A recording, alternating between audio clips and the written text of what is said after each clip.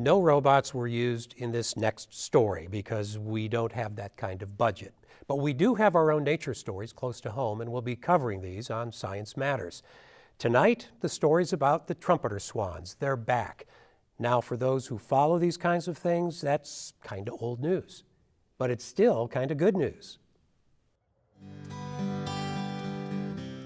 It was a year ago when we first went up to see the Trumpeter Swans at the Riverlands Audubon Center. That's right near the Lewis and Clark Bridge on the Missouri side of the river. So we get a lot of them here at the site. Army Corps of Engineers wildlife biologist Charlie Deutsch was our guide. They kind of roost here at night, and then around 8 o'clock, 9 o'clock, just kind of depending on the day, they start flying out, and they will head out typically to the cornfields and kind of feed on the waste corn.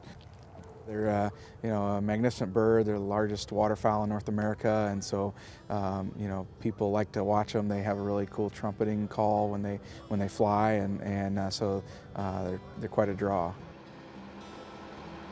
There was a time not too long ago when you wouldn't have seen any of these birds, not around here or anywhere except a few places in Alaska.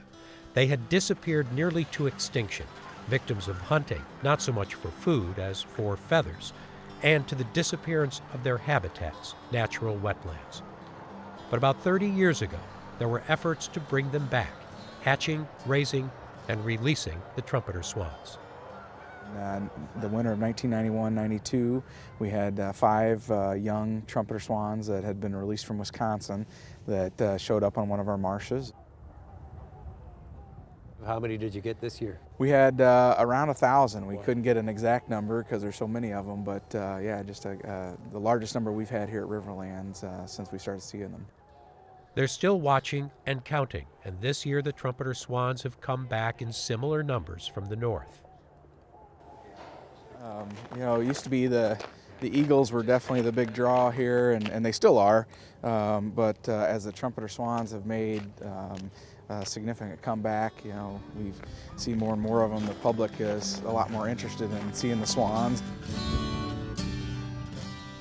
The Mississippi River is a great water resource, and we've been able here in this area and through a lot of partnerships up and down the Mississippi Flyway, been able to improve the quality of that resource, improve the quality of water through wetland reestablishment and rehabilitation, and so that serves multiple purposes in not only providing cleaner water and a resource that we can use as communities, but also provides great habitat.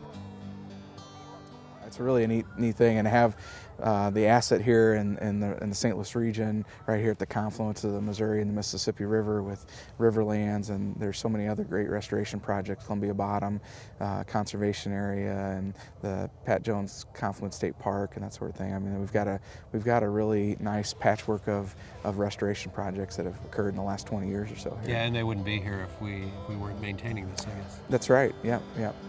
So the swans are just one of those. They like to forage in those marshes and wetlands, and that provides them a safe area to breed and raise young and reestablish their population.